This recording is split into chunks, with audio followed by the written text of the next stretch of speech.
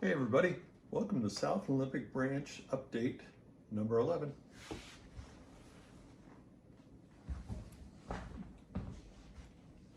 I am, of course, continuing my work on the chemical plant that is south of Elma, Washington. And there is this building that looks like they occasionally stick tank cars into. I don't know why, but they do. And I think it looks pretty cool. So I'm going to model that part of it. And Rick's makes some pieces for their kits that may work out just fine for this particular thing.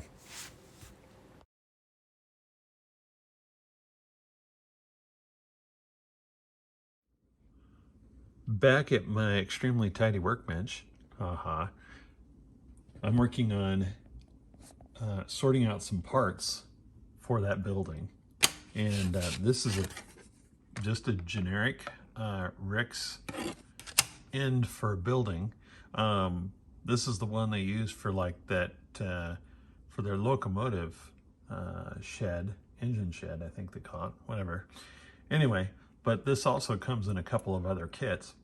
And I've got a couple of these so I can cut out these doors relatively easy and make it work for that building that the tank car would go into.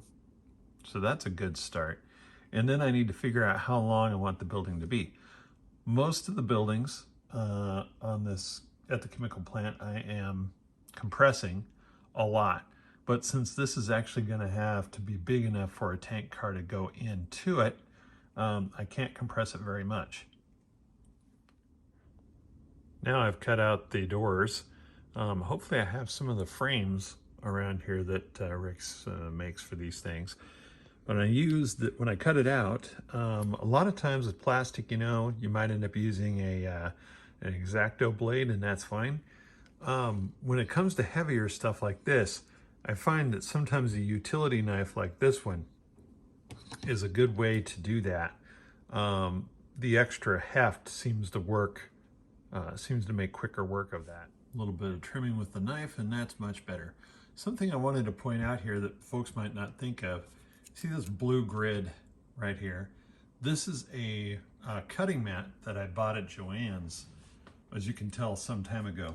And this serves a couple of purposes. One is it protects the surface of the table.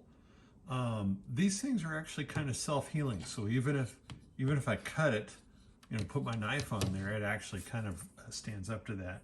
Also, it has a texture to it, and that texture helps me keep whatever I'm working on still when I'm actually cutting it for a better cut.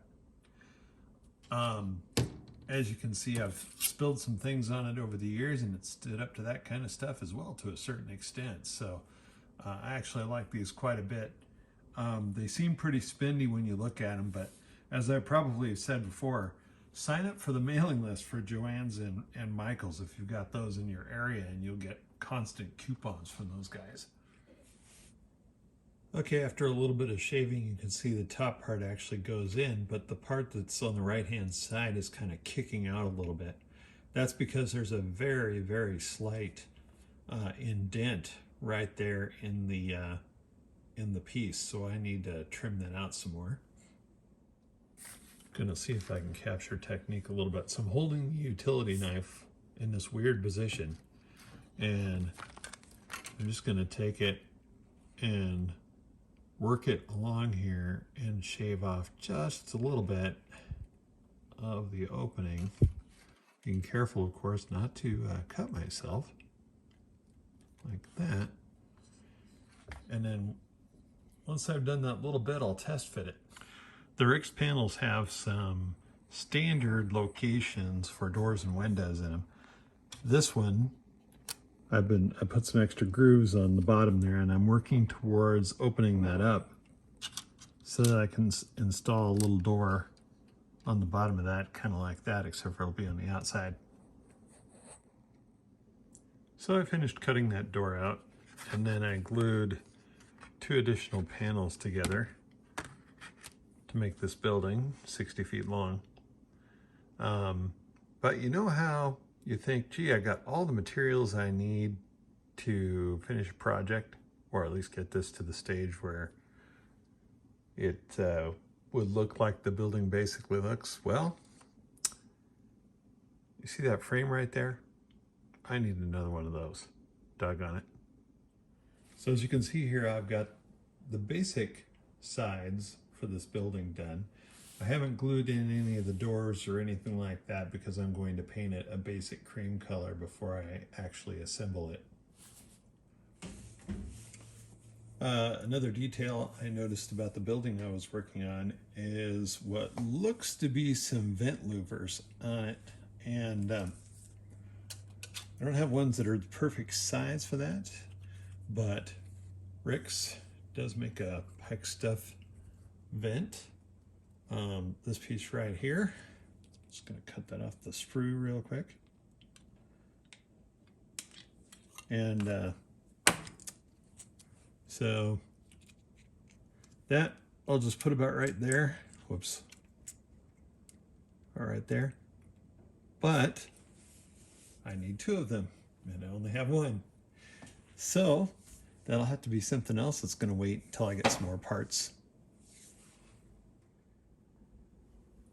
One of the things I'm working on this week is wiring up new lighting in this Athearn Genesis locomotive that has a replacement decoder in it. The decoder is a Tsunami 2 and it's set up for 12 volt lights, and I'm using some LEDs by Athearn. And as you guys may know, that LEDs don't survive on 12 volts directly, they need resistors. The funny thing is, Athearn's instruction, and if I could find them here, I'd show you, but as you can see, my bench is a little bit of a mess, says not to use resistors on these things. But if I didn't, they would just cook and go out. So I'm using some 1000 ohm resistors on these, and that seems to be working okay, except for there's a little bit of a light bleed in the shell. So I did end up also painting these things. Let's see if I can show you that. So it kind of looks like that versus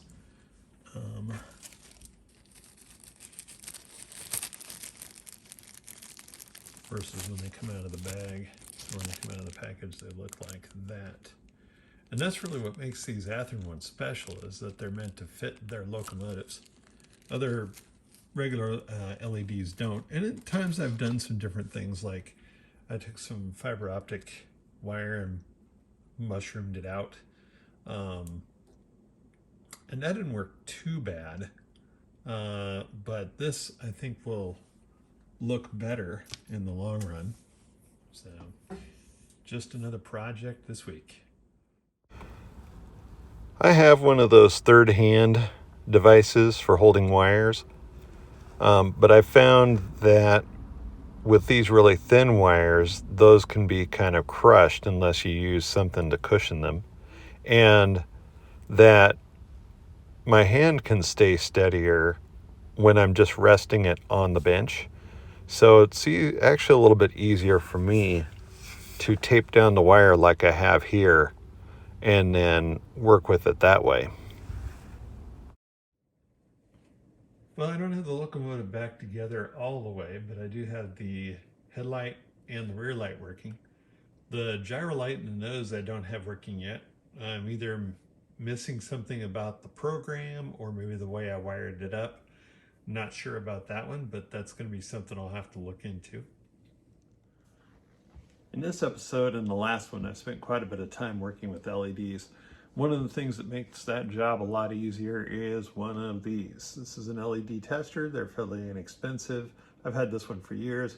It's powered by a 9-volt battery, and it just has some breadboard connections right there.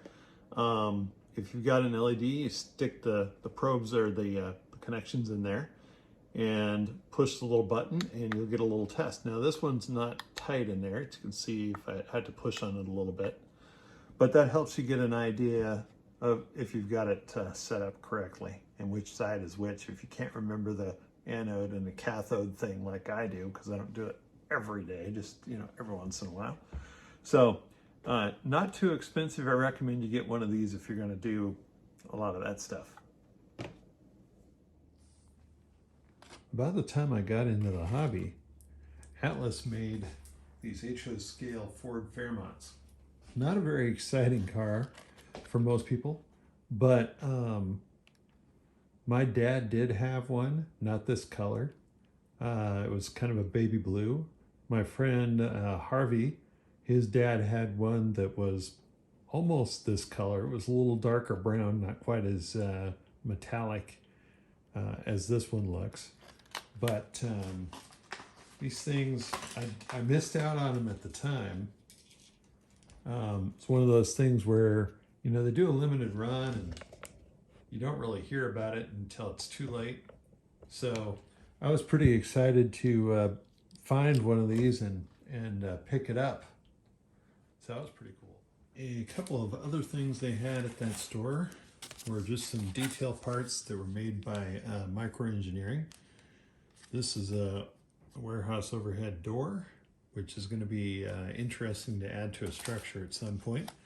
And this is a personnel door. Now, Rick's does make parts like these, but they're a little bit different, and I think it'll be nice to have some variety in that regard. Same goes for these wall panels that are also a Micro Engineering product. And so at some point I'll have to use these in some project. I like the scribe lines on the back, even though I may not end up following those, as you saw earlier in the video on the Rick's project there. I've also been working on some of the buildings for the chemical plant.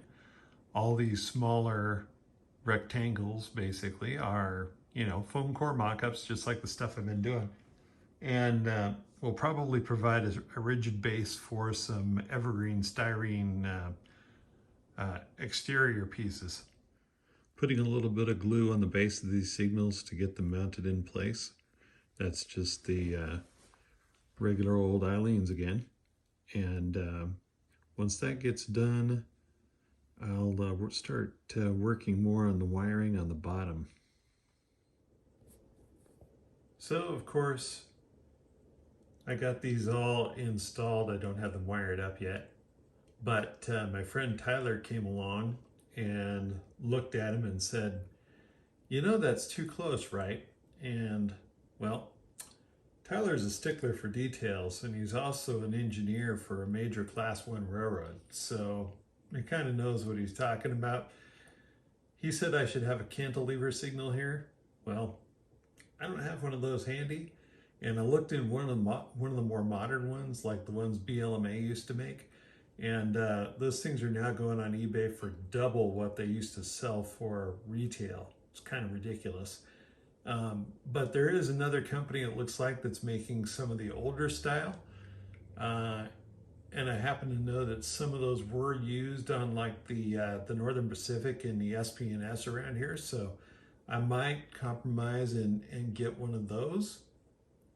So I may end up taking these signals out and putting in a cantilever.